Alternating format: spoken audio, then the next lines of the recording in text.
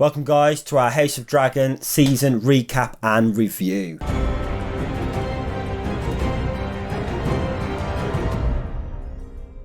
With the death of King Jaehaerys, just before that happens, they have this council voting, don't they, where they decide if they want the queen who was passed up on, and obviously King Viserys. And obviously it ends up going to King Viserys. True sexist fashion. He went to the man. He went to the man back in the day. And yeah, I just like that we started off with that death, and you just got to see that little bit of history of why she was like essentially almost like his cousin scorned in it because she got overlooked. Yeah, that was it. And then obviously in that episode we were introduced to an abundance of characters. Many characters that we we'll never know the names of. Yeah, no. But one we do know the name of is Daemon. And Daemon, we were introduced to him, weren't we? We were, and obviously the first scene you see is there. He's got his armour on. Look at me on the shit. Yeah. And then Sir hold a grudge, which he wasn't holding a grudge back then. No, he wasn't. Just knocks him off the horse, didn't it? Yeah, it does. Just dismounts him straight away, and you can see he's very angry, and he's not. And it was because before that he made his entry into the city, didn't he? Chopping off people's body parts and he was, well, obviously he was showing the colours of gold everywhere. Head of the King's Guard, weren't he? Yeah, so he went up and was like, you know what then? I'm just going to kill all the bloody criminals. Yeah, I think his words were something like, let's make this city remember what the colour gold stands for, or something like that, wasn't it? Yeah, something like that. And obviously at the very end of that then the King's like, oh, for God's sake, I've got to banish him, haven't I? I've got to send him away. Oh, Jesus Christ. And the first episode gave us our first insight into an horrific death of the birthing scene. Yeah, that was quite bad. I remember at the time people were like, oh, it's a bit too far, and they were okay with people having their heads chopped off and stuff, but a woman dying from childbirth. For me, it wasn't what I expected. Like, I didn't expect that, and when I saw it, I was thinking, wow, like they've really took it to another level, I thought, at that point, in that first initial moment. And obviously you see that the baby doesn't live very long, and obviously the dragon at the end, lights it on. But at that first episode, I think it was good. It got us going. And that leads us nicely into episode 2. And obviously, episode 2, Daemon's been banished, and everybody's gone, before I go, I'm going to have me one of them dragon eggs. Yeah, he does. Just whip that away. Takes himself one, for the keep. Why wouldn't you? If you got a dragon egg there, you can just I know, but it weren't. It was meant to be the next... It was meant to be the next heir's dragon. Well, with that, obviously, the king had lost his wife and lost his son as well, tragically. But then that brought on a new challenge of choosing a new wife. Yeah, do I become a paedophile and choose the child? Yeah. Or do I choose Otto's daughter? Yeah, my best friend's child. My best friend, my child's selling best her friend. at a better deal. Oh, that was, as a parent, that was quite uncomfortable. Really looking at you like. I know it would have happened back in the day, but Viserys wouldn't have been that old to have married a child. He would have been dead by the age of 30 anyway. You know what I mean? True, yeah. But it was a bit funny, and I feel like Otto as well, doing in the background like, oh, you want to buy some of my daughter? And it's like it's a bit seedy. It was, but with other seediness aside, we were introduced at the end of episode 2 and stuff, I think, into the crab feeder, weren't we? We were, and obviously you see that glimpse of him in the stepstones. Yeah. And it's like, oh, what's going on here? But obviously, I think the main bit of that episode, which has future meaning to it, is when obviously Daemon's on Dragonstone and they've come to... Sir Hold a Grudge has come to get the dragon egg back off him with Otto. Yes. And obviously Serac flies in at the background, he's there with his long neck, like, oh, I'm going to have some food for me. And then Rhaenyra flies in from nowhere. That was a bold move. And I love it. The King's explicitly told her not to go. She's flown in and she's dropped Forget in. you, Dad. I'm doing what I want. And obviously, we'll revisit the symbolism of that scene a bit later on when that happens again. But yeah, as been mentioned, towards the end of that, we get mentioned of the crab feeder. Yeah. And obviously, that leads us nicely into episode 3, start of episode 3. Yeah. If I remember right, it's a guy being nailed to a cross, isn't it? And the crabs are coming up and eating him. And that was do you know what? When I first saw the crab feeder, I thought, this is a character that is going to go far. Yeah. Clearly I was wrong. It didn't. And obviously, before we get on to the demise of the crab feeder, that whole episode was a bit weird because we just had our first time jump there. And obviously the new queen, Otto's daughter, she's pregnant, she's just given birth to a son as well. So she has. And all the people are like, oh, Rhaenyra We don't need Rhaenyra now. We've got an actual boy. It kind of put a bit of division into the house, didn't it? I think it did, and you could see that like this is the first signs of these cracks that are going to happen. Yeah, start to show, and obviously they're all laughing at Rhaenyra, and they've gone to hunt the stag, and the king's about to kill a tied up stag, and you can see he's like, I'm not doing this. But he wasn't in the best of health then, was he? He was already starting to take a downfall, and obviously the best part was obviously Rhaenyra and Sir Christian obviously went off and go and kill that. They go and kill that stag, didn't they? And she's walking back all proud, and people start laughing at her because she's covered in blood. Well, they killed the boar. The boar, sorry. They killed the boar, not the then stag. they see the white stag, but then she refuses not to kill it. That's right, yeah, because the white stag has symbolism. Yeah. She kills the boar, brings it back, and like they're all laughing at her because she's covered in blood, and then she's like, look what I've got here. And they're like, oh, maybe right. And I think that's the first sign we see that Rhaenyra may be a capable warrior. Yeah. And you start at these flashbacks almost to like Daenerys, when Daenerys first takes a stand with... It was like that power move, wasn't it? It was like, you've been mocking me for long, but you know what? Bam. Look what I can do. And it kind of set the tone across the camp in that point, you know. It did, and obviously the king then sends out his letter to House Velaryon, and Daemon, you know, they're on the stepping stones in this battle.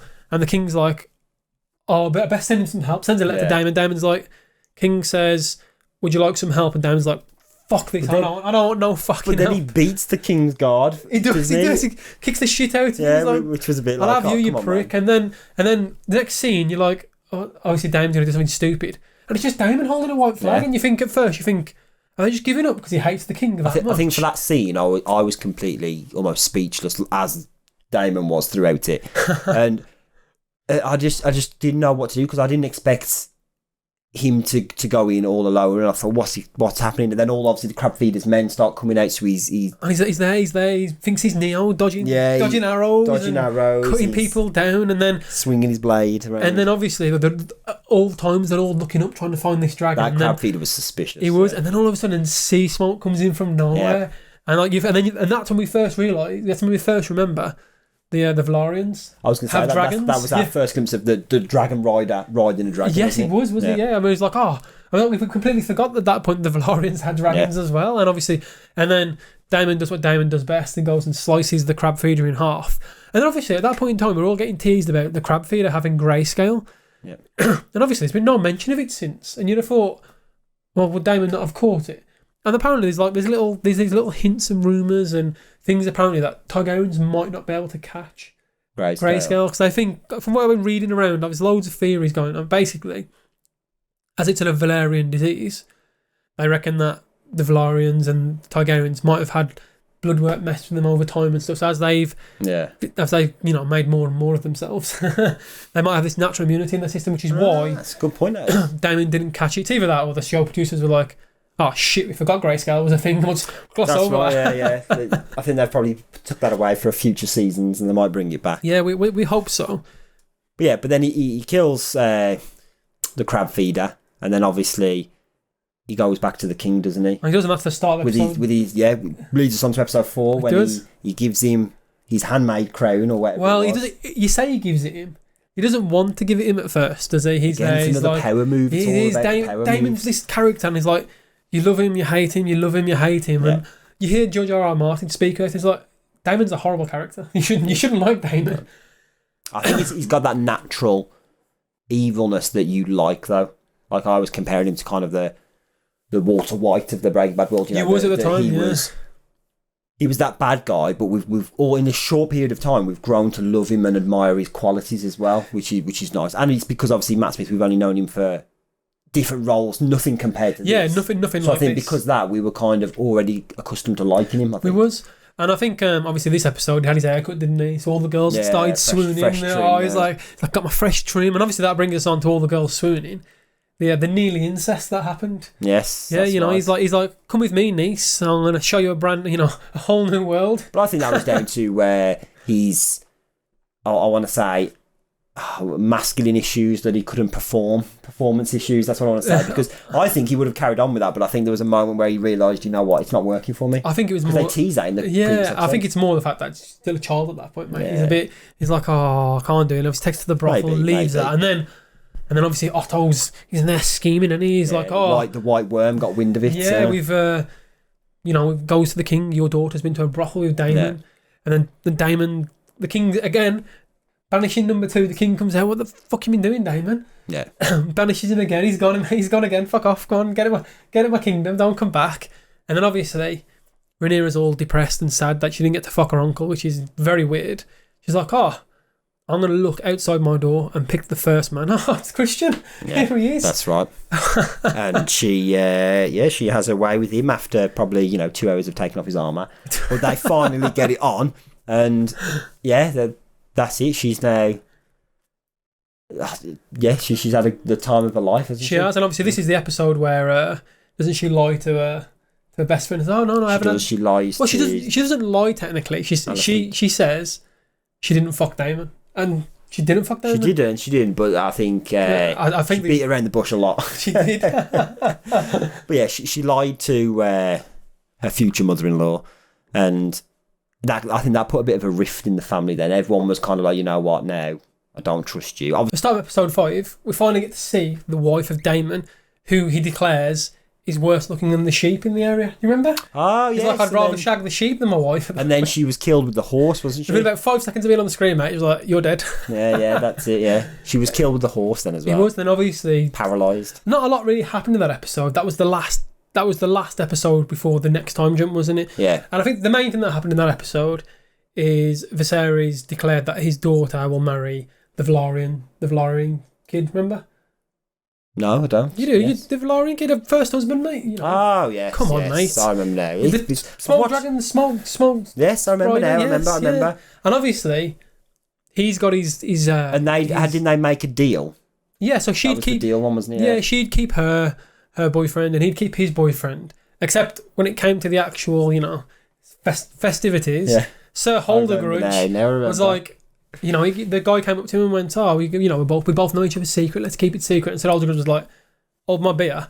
Yeah. Smashed his face clean in there. That escalated quick. And there was a lot of, for me in that scene, there was a lot of chaos. And I didn't know what was going on. And then all of a sudden, you've got Sir Holdergrudge proper wailing down on this dude. I know, yeah. And I think that's the episode as well where Mr. Strong... But at the end, they get married at the end, don't they? Covered in blood still. They do, but still wounded from their emotions. That's the episode where the strong bloke goes in and saves it in the hand of the king's son. He's in there, whipping in and out. And obviously Daemon's there just having a laugh in the table, like, festivities, I like it. He disappeared quick when that... He did, he was not having it. He was like, I ain't got time for this. And then obviously we're introduced to Larys Strong, and then obviously the other son of the Hand of the King is there with his weird little hands and his gammy leg. Alternative secrets that are going on that he doesn't quite like. And obviously this is when he befriends the Queen then. And you can already feel that Larys is this character you're not going to like. You only meet... The first time you meet him, you're like, I'm not sure I like this guy. Right, and then obviously, after all that festivities, time jump. Boom. Again. Time jump, and then we start, and the King's sick immediately, isn't he? He's started to... You can start to see the age, and you're thinking, he's not got much life left in him now. No, but he's still there. He's still kicking around. And then obviously, Daemon's got a new wife. He's got some daughters as well. Isn't the Queen Alicent? Isn't she pregnant then as well? Yes, I believe so. And obviously, she's had another child. Yeah, there's everything's popping up and down here. Obviously, there's a few strong kids popped out as well at this point, isn't there? There is, yeah, absolutely. But then obviously the big sad thing, I think, is when Loras has his dad and his brother's killed at the end of the episode. He's plotting. The Queen says, I wish I could get rid of my enemies. And Larys is like, I got that was something I didn't expect as well, that where when they he kind of orchestrated that whole ruse against his father and his brother, and they burnt the town down, didn't they? Yeah, in Harrenhal, obviously the place that's supposed to be haunted, and obviously they all died by fire. And I think this is the start of where the war starts to kick up, and you can see that sides are being picked. And obviously Daemon's wife then dies, isn't she, in childbirth at the end? Yes, she does, yeah. And it's probably one of the saddest moments, because you almost feel like Daemon's starting to be happy, he's in... Well, she doesn't die in childbirth, does she? Well, she will die from childbirth, that's the point of it. So she decides that I'm not going to let the childbirth kill me. No. I want to go the way of the rider, and obviously she's there shouting at a dragon, Dracarys, until finally the dragon... Finally. Does it, yeah. Well, it does, like the dragon, you can see the dragon's like, I don't really want to do this. That showed... a connection that we don't really see in Game of Thrones, I think, between the dragon and its rider you read through the books and stuff and you look at the history and it's almost like there's almost like a magical connection between dragon and dragon rider, and I think that's the first time you start to realise what's going on. And obviously then Daemon's he's wifeless, isn't he, again? He's back on the market for all the women to swoon over. He's wifeless with children and annoyed. Yeah. And that then brings us on to episode 7. The darkest episode of all. The episode you didn't see much. Yeah, and not because things went bad, it's just you couldn't see what was going on. Yeah. I mean, the main plot points here was Daemon was like, I want Rhaenyra, and I'm going to bang my niece. So he has a previous husband killed off, but yeah, secretly, of course. Yeah, and I think in the books he's actually killed Laenor.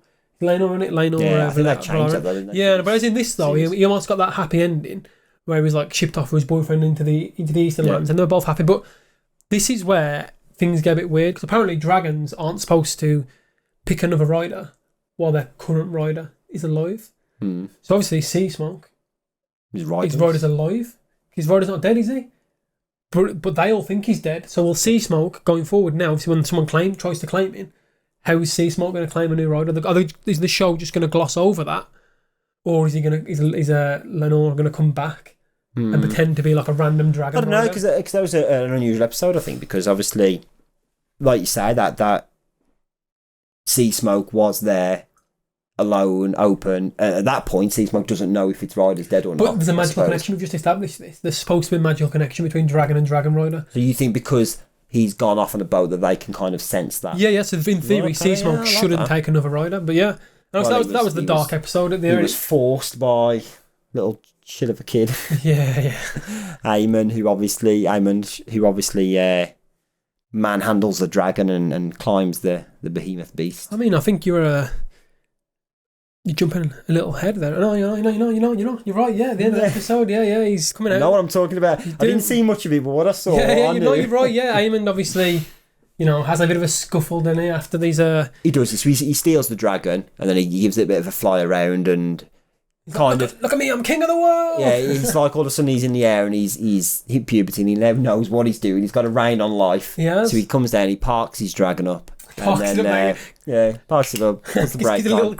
And then he goes in and he sees his nephews, aren't they? Bloodline always confuses me with the cousins or nephews. But yeah, he sees his nephews, and at this point is where my heart dropped, because I thought, these are kids, and obviously they pull out a knife and stuff, and I didn't want anything to happen, and it was a hard scene to watch for me, I thought. It was, and obviously I'm happy though that Eamon lost that eye at that point. I wanted his throat to be slit. Yeah, I wanted him to die as well. He was a bit of a dick, and obviously that leads us then into that throne room scene where the Queen is like trying to stab Rhaenyra. Yeah, which is like, and then like Sir Christian Cole pops up like, "Oh, look at me," and Daemon just steps in like.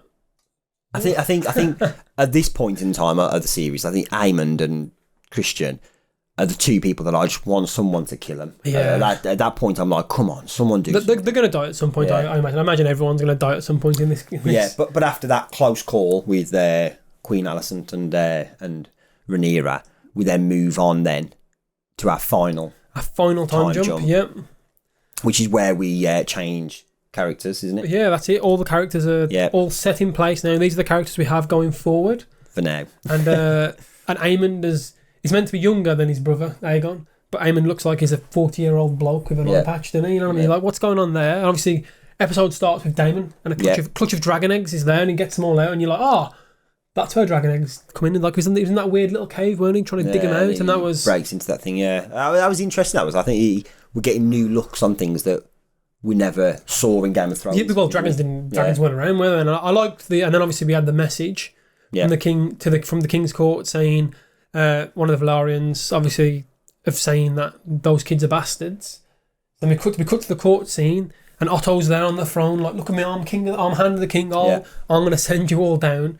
And then lo and behold, King Viserys is like, surprise, motherfuckers! There he is. He's walking in, mate. And he turns up in a beautiful scene. He obviously, the focus is solely on him, and he walks all the way up to the edge of the throne. And then obviously he drops his crown, which was. And then an improvised scene, I believe. It was. So it was an improvised scene where then Daemon comes over and picks up the crown and puts it on. And they liked it that much that they kept that as the scene, which I think is a great show of the actors that they have in this scene. And I think George R. R. Martin said Paddy Constantine had a portrayed King Viserys much better than he can in the character, and I think that's nice. That is, and obviously it's there. They've gone over the court, and then obviously the Velaryon guys like they're bastards, and Daemon's in the back like, go on, say it. He says it, and he's like, King's like, I'll have your tongue for that, and like Daemon's like, he can keep his tongue, and like it's just that, and like you're like, oh my god, I forgot it's Game of Thrones almost. Isn't it? Like that was, I think that was the final part there where we start to really realise deaths are going to start happening now. Yeah. Like when that happened, you're like, and obviously gone for it. Well, with that, then that causes a bit of drama. It does. And then obviously the King's on his deathbed still, and in there he announces he's literally on his final breath, isn't he? He is, and he thinks he's talking to Rhaenyra, and he's mistaken, and he starts talking about the Song of Ice and Fire, and then all of a sudden she's like, oh well, he wants Aegon on there, and it's obviously not. He wants Aegon there. It was Aegon's vision. But I think the best part of episode 8 with me was that moment when they're all on the table, they're all chatting, having fun, having a laugh. Oh, he was, yeah. And obviously King Viserys is happy. He dies. Essentially, he gets to live his final moments, and like he thinks his family's happy. And obviously the pig comes along and gets put in front of Aemond. And I thought that episode, where the way he was leading, I thought he was going to die at the table. Yeah, I thought so too. I think the way they've done it though is made out that the Queen heard the wrong the wrong thing, and that's the whole reason that the dragons essentially get decimated over which time. Obviously then leads us into episode 9, where they don't quite announce the King is dead yet. Yeah, they put a bit of suspense on it, don't they? They hold off for a while, didn't they? I think that episode, there's a lot of stuff that happens, but not a lot that happens, if that makes sense. Like, there's things happening in the background and stuff, but I feel like the episode's quite a dry one until the very end. Yeah, absolutely. Because they keep hold of Rhaenys, that's correct, yeah. Keep hold of Rhaenys, and she's kind of going along with it, and then when the ceremony starts and the new king is about to be crowned, she sneaks off. Yeah, it does, into the dragon. But you think they'd be guarding the dragons, but they weren't. Yeah, no, obviously not. They can't see down there. It's always pitch black. But yeah, she gets on a dragon, and she, at the right moment, bursts through. Probably killed hundreds of people. Oh yeah, definitely. So they don't care. They make Targaryens a little bit of blood. And that's it. And then she trashes the place a little bit. Stares the family in the face. One Dracarys, man, would have finished that season off, and she didn't because and you can see the reason she doesn't do that is because she's like, I'm not going to be the first person to kill King. It's not. She says she didn't want to start the war. It's not my war to start. Yeah. I'm going to fly off. That's right. And she's like, I don't want to live on this planet anymore. And flies off. And then we fly straight into episode 10. And literally off the back of one into the other. And this is probably the most amount of time that's actually continuous for this. And obviously we start off in the room, and they're all kicking off and stuff, and she's like, yeah, the Queen's stolen the throne, and we've got a new king, King Aegon. Yeah. And I think one of my favourite scenes in this episode is when they're on the table, and they come and they bring the coals, stick it under the table, and the table lights up, and you're like, oh my god. I'm honestly surprised if we don't start seeing that in the shops. On tables or posters that light up like that, because that is going to be brilliant. And obviously it shows you just how much Dragonstone is unloved when it comes to Game of Thrones. Even Daenerys didn't know it could do that. Yeah. And I think that was really amazing. And then so obviously what happens in that episode then is they talk and they plan, try and get the houses on their side for like Stark and the Lannisters, and they talk about some of the famous Game of Thrones houses. But I always see that thing that Daemon's trying to take over, and Rhaenyra's like, you're not having this. I don't like it. I think Rhaenyra's character in this is really strong, because they've done the warmongering characters, and I think Daenerys' character was, I don't want to start a war if we can end this peacefully. Yeah. And obviously that's the most scene on that is when we go back to Game of Thrones episode 2, House of Dragon episode 2, where Rhaenyra swoops down onto Dragonstone, they've got the meeting of the two people. Yeah. The same scene happens again, doesn't it? Daemon's out there, Sir Otto comes up, hand of the king, and they're talking, they're like, here's a letter, because we want to stay peaceful, this is going to happen. And then what happens is Rhaenyra flies in, doesn't she? Literally lands behind him. It's the exact scene for scene. It's almost this weird foreshadowing that's happened. And with that as well, I noticed a bit of foreshadowing where in episode 1 we had the birth of the king's son and the death as well of the son. Oh, and obviously in episode 10, Rhaenyra gives birth to her child, who obviously is a stillborn, he's dead instantly, and it's such, for me, I was literally, I didn't speak, I didn't know what to say. Like, the emotion I felt from that scene was unbelievable. Obviously, she covers the baby as well herself. And then I know it was hard. It was hard to watch. Yeah, it was very hard to watch as well. And then obviously we come to the final scenes of it all. And obviously Luke Ares is off to Storm's End. We finally get to see the Baratheon homeland. We do. We see the Baratheon and obviously as well. He lands thinking he's the shit, and he's like, "Oh, why ain't these guards scared of my dragon?" And there's there's the other dragon up there, and you're like, "Oh, Vagar's there just in the background," and you're like, "Shit, this is gonna get real." And you don't know where it's gonna go. And then obviously he heads into the Baratheon throne room, I guess is the only way to describe it. And the Baratheon's there like, "I've got you a letter," and he's there like, "I ain't gonna read this." He's like one of the richest people in the country. Like, "I ain't learning to read. You can read it, boy." And he reads it, and it goes through. And obviously that exchange. And when I was reading about this, when he's like, "Oh, well, have you not brought me anything to exchange? Where's the marriage?" And obviously they say to Luke Ares, "Why can't you marry my child?" And he's like, "Oh, I've got a wife, and I'm like, I've been betrothed already." I was like, "Well done, man." Yeah, good guy. And obviously, people are saying this shows you the weakness in Rhaenyra because she's not battle hardened. She doesn't know that you need to be doing dips and deals to get things on board. So obviously that shows that. And I was like, "Oh yeah, I get that." And obviously we have the little scene where it's like, "I'm gonna have your eye, boy. Aemon's off. I'll have your eye." And we get into the sky and having a bit of a sky chase. Yeah, there's that one scene where Luke is on his dragon Varax, and Vagar flies over the top. Yeah, and you just see the shadow and you see the sheer size, and you're like, "Yeah, this is going to end badly." And obviously then he's teasing him. Varaxis fires a blast at Vagar, and Vagar's like... I was going to say, because what happens then is it's almost like the dragons take over, isn't it? Yeah, well, you lose it. I think Varaxis... I think Luke does the asking. He says Dracarys to do it. Yeah. I think Vagar then goes, "Right then, you little shit, I'm going to have you." But that's it. But both of them at one point, both the riders are asking their dragons to stop, because it calls back to something earlier in that episode where we go on about saying that the dragons, when Daemon was saying we've got all these dragons and there's about 13, 14 of them, don't know all the names, but we've got so many of them, and they're saying that, you know, we could win the war, but dragons are still unpredictable. Yeah. Do you know what I mean? If dragons fight dragons, no one wins, everyone gets burnt. And obviously we see in that obviously he gets killed, doesn't he? Gets change on. Gone. And obviously Aemon's like, "Oh God, I've started the war." Yeah. And it cuts off. But we're speaking about the dragons.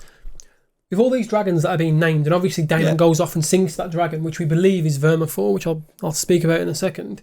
This means we're going to have to get new dragon riders now. We are. We're going to have to get someone who's not Targaryen or Valyrian to ride them as well. Exactly, and this is it. And obviously, I don't think he was trying to get Vermithor for himself. I think he's trying to just get it on side and make sure it's still there. And obviously, someone's going to ride this. And Vermithor basically is the third largest dragon now at the moment. So we have Balerion, who's dead. Yeah. George, and now Vermithor is the next one. And obviously, you can't take a second dragon. You can only ride one at a time. Yeah. So someone's going to have to pick this up. So I think we're going to genuinely now see lots of different people starting to ride dragons in the next. It's going to have to be a brave person to ride Vermithor, because he was a nasty looking dragon as well. Absolutely. He was. I believe he was one of the previous kings. Oh, okay. Dragons. So he's been not been ridden for a while. But he's over 100 years old at this point in the time. Speaking of these dragons, anyway, Steve, you've anyone out there who's been watching our podcast have known that we've started calling it House of the Wyvern. We have, yeah, and I've been doing some research on this basically because I was a bit annoyed that in the TV show, the dragon sigil has 4 legs. Yeah. In the books, it only has 2, and I was like, "Oh, why is this the case?" And it turns out there might actually be a theory behind this. So I'm going to take you back a little bit first to a story from the series basically. And back when Balerion was still alive, Balerion the Dread, the big dragon, Princess Arya, I think that's how you say it, she took him for a ride once. And she went missing for around about 2 years. She's gone missing for, obviously the kings have tried to find her, everyone's tried to find her, they've assumed she's dead. But yeah, she snuck off basically, took Balerion. And when she finally came back, Balerion had lots of scars all over him. Now obviously, it's quite hard to hurt a dragon, isn't it, as we've seen in previous episodes. He also had a 9-foot long gash that was hot. It was smoking, the gash was, and it was bleeding still. So obviously he'd been injured recently. And basically, the princess was on his back, but she was almost burnt to a crisp, but still alive. And the Maesters took her obviously to try and help her, try and heal her. And obviously she was really hot. It was said that the guard that picked her up could feel the heat of her body through his armour. And obviously the Maesters get her back and they're like, okay, what do we need to do? They put her in an ice bath. And apparently as she went into the ice bath, she died from a heart attack. But worms burst out of her skin. And these worms were the size of your arm. But they were, when I say worms, they were like fireworms. So they died obviously with the contact of the ice. Yeah. And now I did a bit of research. I was like, fireworms, this sounds a bit strange and crazy.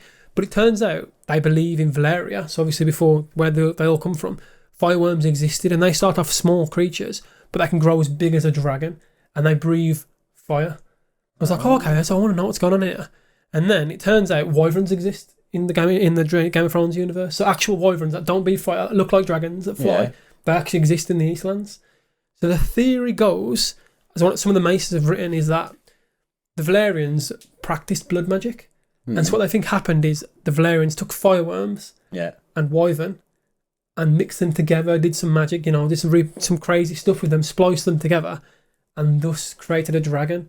Which dragons that we love, which would explain why they look like wyvern, because they are essentially a wyvern mixed with a fireworm. And I think you start to read back through all these weird things, and you're like, fireworms existed, and they know it existed. And apparently, there's a volcano in Valyria, and they reckon that basically Balerion took her back to the volcano. He was the only thing alive at the time that knew about old Valyria. So as he's flown back with her, she's got infected somehow, and as they've come back, that's when he died. But yeah, Balerion had massive scars from it. So we think fire wyverns were a thing then, and that's why I believe the wyverns look the way they do in Game of Thrones. And I thought it was an interesting theory after I'd gone and had a look about it. House of the Wyverns mystery solved. Yeah, so I think we can go back to House of the Dragon now based on that logic. But in terms after that amazing fact and recapping some of the episodes, then what do you think is your favourite part of this, and where do you think we're heading for season 2? Where's my favourite part? I think my favourite part, personally, is just seeing all the dragons. I know you've loved the dragons as well, but I love the fact that we've just got to see loads and different dragon riders. And for me, I think I can't wait to see dragon battles. Obviously, we had a little glimpse of it with Aemond versus Luke. It wasn't a very big battle, but yeah, I want to see more aerial-based combat. I feel like not many things have done aerial-based combat, and that's where I want to go. And obviously, I see the next season heading start of battles, because obviously George R. R. Martin said it's going to be about 4 seasons long. So I think the next season's going to be a few battles, but we're not going to get like a definitive ending next season. It's just going to start to ramp up. More dragon riders will come in. That's where I think it's heading. Well, what about yourself? For me, my favourite part is the chivalry across the series. Like in terms of when Daemon picked up the crown for King Viserys and helped him in that moment. There was a bit where the commander of the King's Guard stood up to Christian and was like, you do not do that. And he took off his cape and says, I'm not going to get involved unless it's the king. It's moments like that for me that really made it. And for season 2, all I want to see is more character development in terms of that. Yeah, I did like that when he took off his cloak. He was like, I'm not going to fight you, but I'm also not going to go against my previous oaths. Absolutely. Yeah, I like it. Well, guys, thank you very much for joining us for this extended review on House of the Dragon. And he said Game of Thrones, I meant House of the Dragon. Anyway, check out our other stuff up here. Thank you. Thanks for watching. Bye.